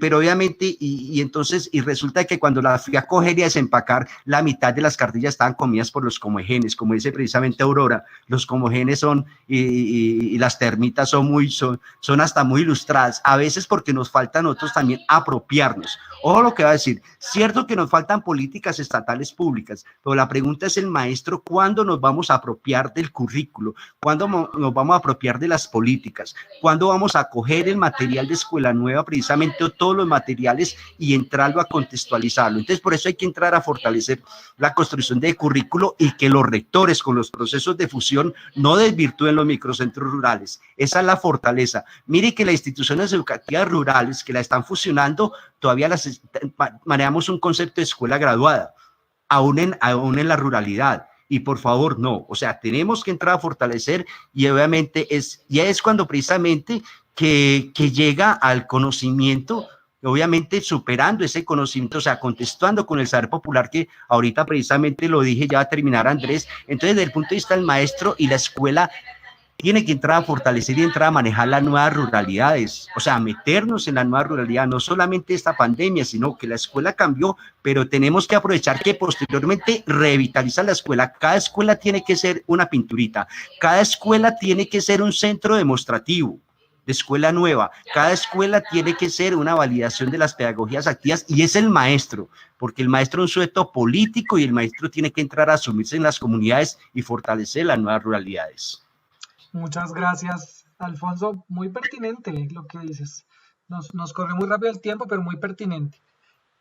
Plácido, para cerrar, antes de darles una ronda de 1 minuto a cada uno para que piensen de una vez 2 o 3 palabras que le den como consejo a los nuevos maestros y maestras que se están formando, pero muy breve ahorita. Plácido, tu última intervención de 3 minutos, por favor. ¿Tú cómo ves ese panorama de la educación rural en Colombia? Mejor dicho, hacia el futuro, ¿cuáles son los retos, los desafíos que tiene esta escuela rural, la educación rural en esta Colombia olvidada? Porque así fue el título de este seminario. Bueno, sin duda alguna la formación y el liderazgo que nosotros como docentes rurales mantenemos es muy difícil por los problemas de movilidad. Hay muchos docentes que se han capacitado desde lo rural para lo rural, entre esos pues estoy yo, no sin ello decir que no podamos desempeñar el cargo en lo urbano. Sin embargo, son contextos diferentes. En el año 2010, cuando yo llegué al páramo del Sumapaz, al Colegio Juan de la Cruz Varela, con 15 compañeros más que habíamos pasado el concurso, esta es la zona rural de Bogotá y es una región totalmente diferente a los 10 años vividos en la región del Duro.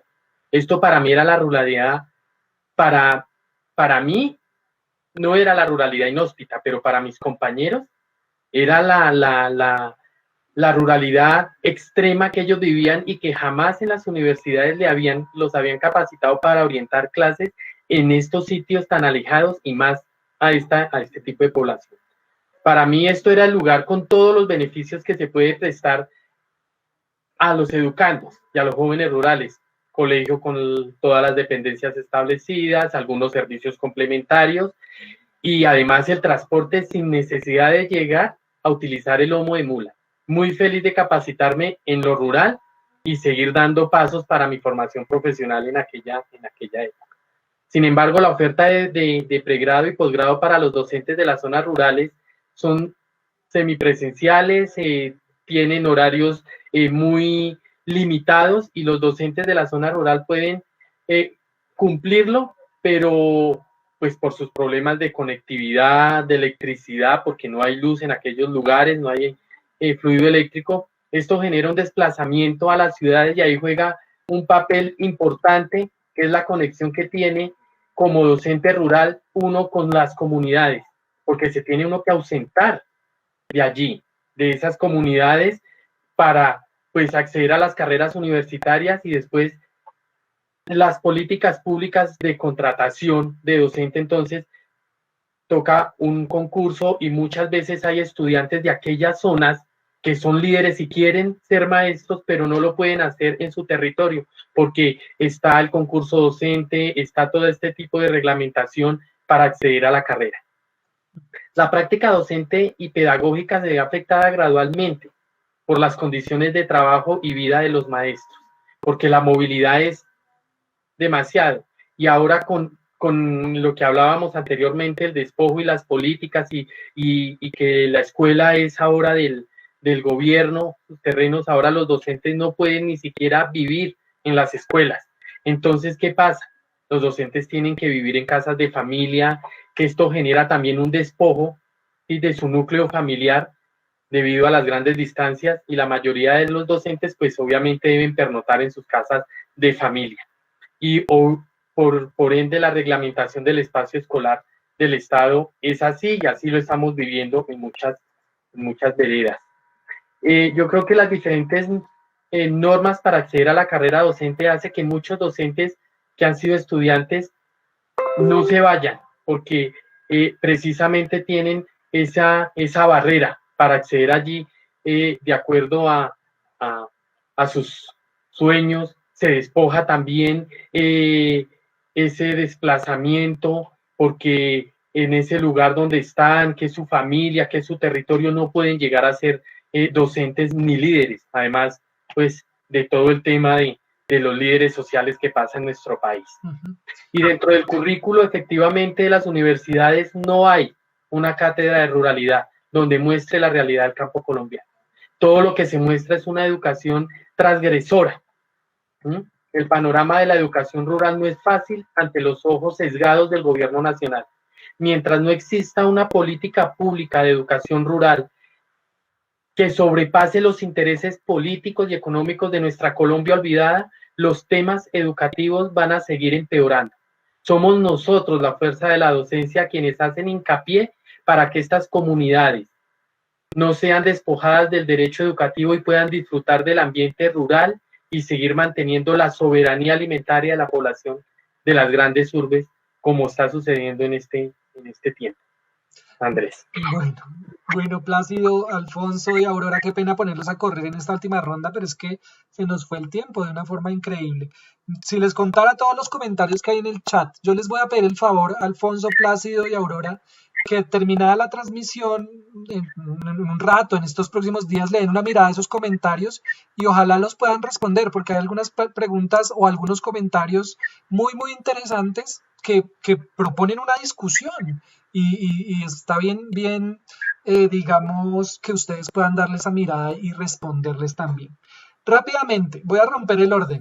En 2 o 3 palabras, ¿cuál es ese consejo, esa característica que debe tener el maestro que se prepara para ser maestro rural o para ser maestro en cualquier lugar, pues, en Colombia y en Latinoamérica? ¿Cuál es ese consejo, esa característica fundamental que debe tener un maestro? Alfonso, Plácido y que cierre Aurora. Cambiemos el orden.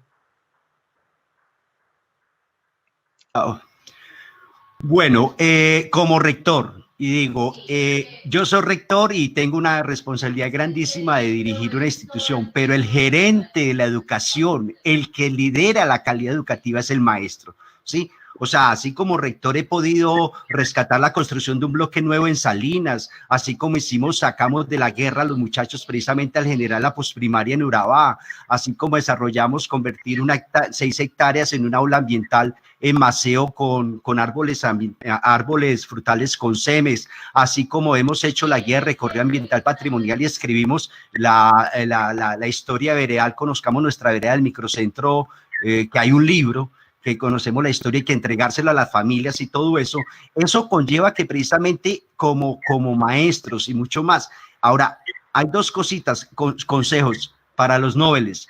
Ojo, uno ser profesor tiene solamente 2 opciones, y lo digo yo, o somos profesionales de la educación o somos intelectuales de la pedagogía. Es una frase que yo acuño. Y tenemos que ser investigadores del territorio, contextualizar los territorios, rescatar los saberes ancestrales, fundamental la razón de ser del maestro, porque la razón de ser del maestro es, como dice Freire, es el rescate de la palabra, es recrear, es bailar, es danzar, pero con su comunidad, y fortalecer esa comunidad para sacar de la pobreza mental y obviamente dignificar, y obviamente con el contexto precisamente de lo rural, es que vuelvan los chicos después de la escolaridad a ser profesionales en su territorio. Gracias, Alfonso. Plácido. Bueno, yo creo que más de 3 palabras es cómo uno ha contribuido con la construcción de la escuela rural, y para esto yo creo que lo primero que debemos darle el consejo a los jóvenes y a los profesores que nos están escuchando es que en Colombia el derecho a la educación es plasmado en la Constitución Política Nacional de 1991 como un servicio público. Dice exactamente así: la educación es un derecho de la persona y un servicio público que tiene una función social. Con ella se busca el acceso al conocimiento, a la ciencia, a la técnica y a los demás bienes y valores de la cultura.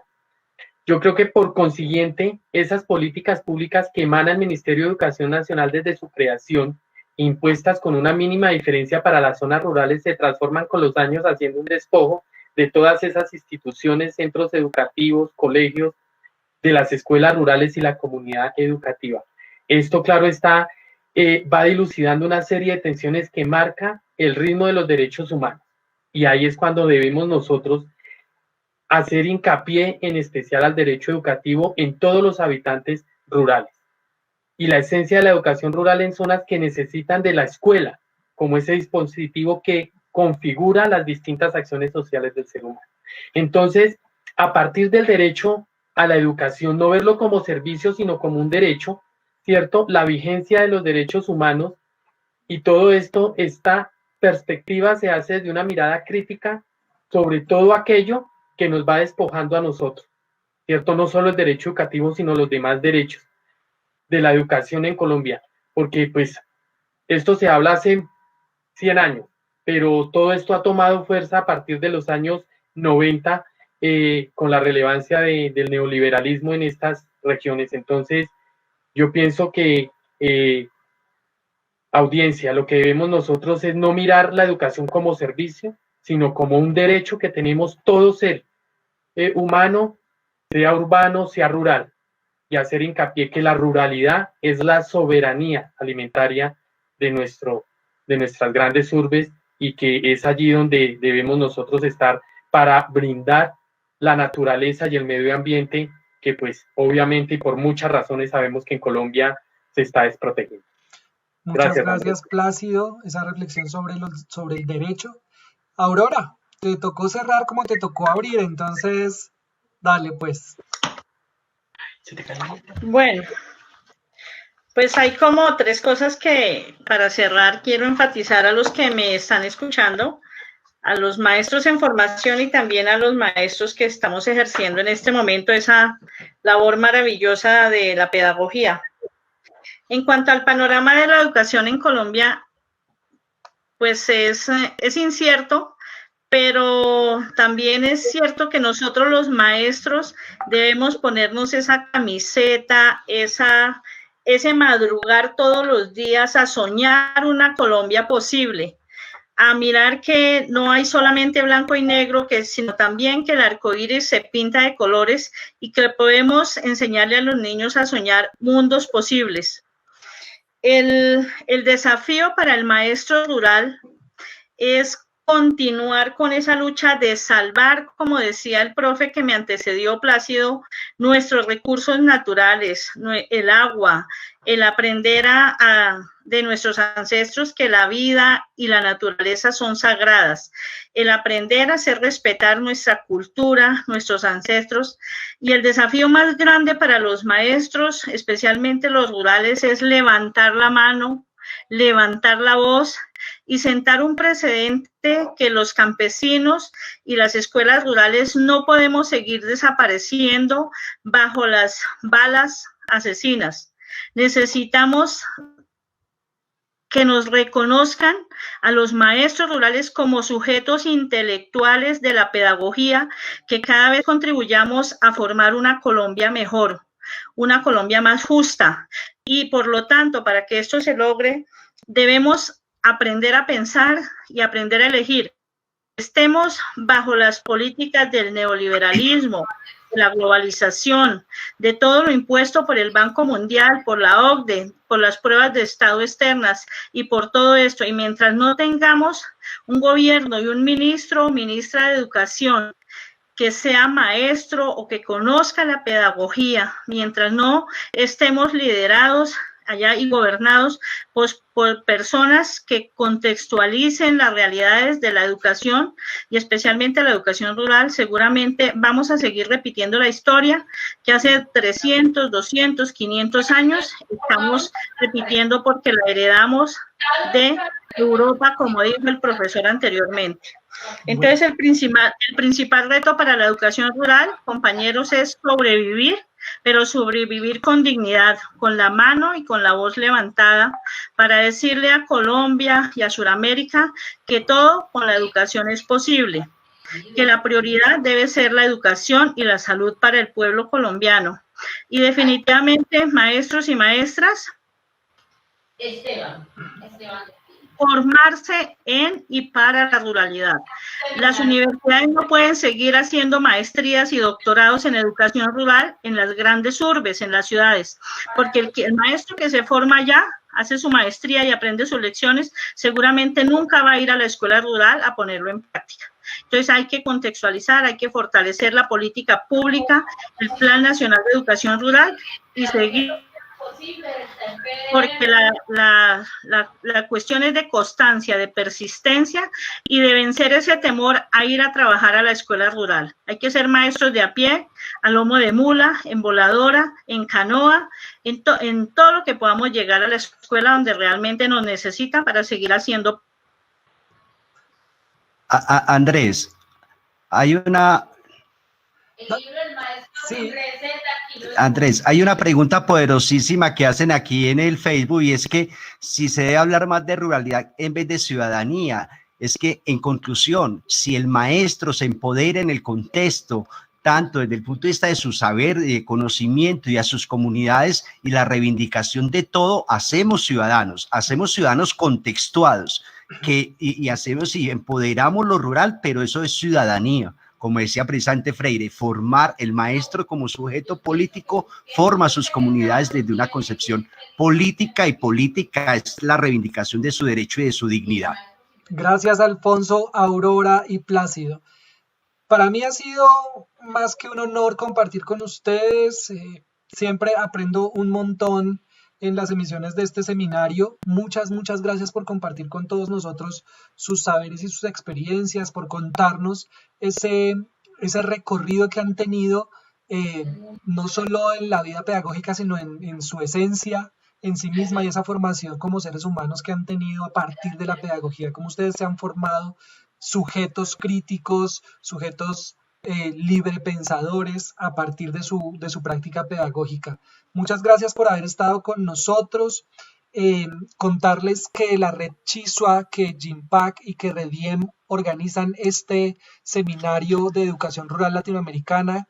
Decirles que tuvimos 120 personas conectadas todo el tiempo y tuvimos picos de 140 personas, y que hoy hablamos de los pasos ganados de las educaciones rurales en la Colombia olvidada. Muchas gracias a todos y a todas por haber estado acá.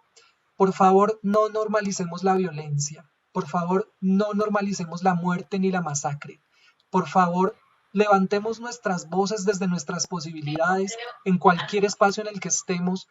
Pongamos estos temas que están sucediendo en Colombia y en otros lugares de América Latina también sobre la mesa, discutámoslo.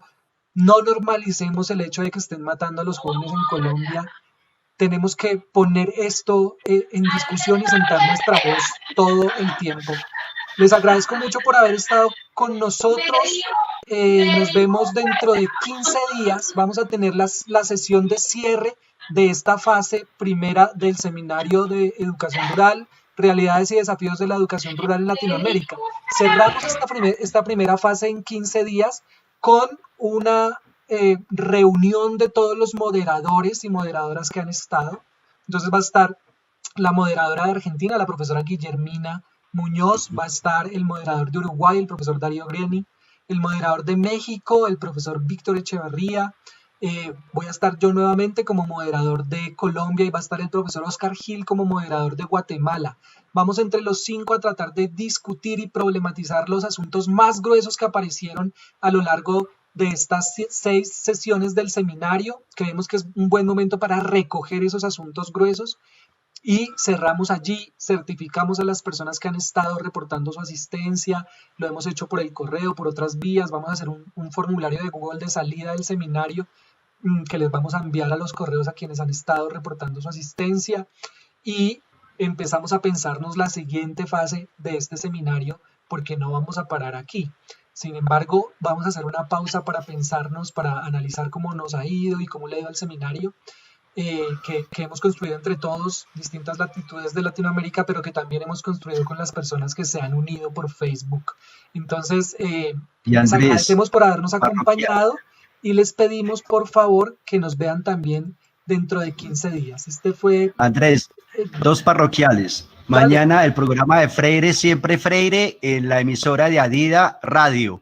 Y dentro de 8 días el Foro de Educación Rural en Antioquia, FEDRA, que va a contar con rectores que vamos a hablar sobre la gestión directiva en el contexto rural antioqueño. que se une a esta iniciativa del Seminario Latinoamericano de Educación Rural también. Perfecto, muchas gracias, Alfonso. Este fue el primer seminario Realidades y Desafíos de la Educación Rural Latinoamericana, los pasos ganados de las escuelas, de las educaciones rurales en la Colombia olvidada. Muchas gracias por acompañarnos y nos vemos en 15 días.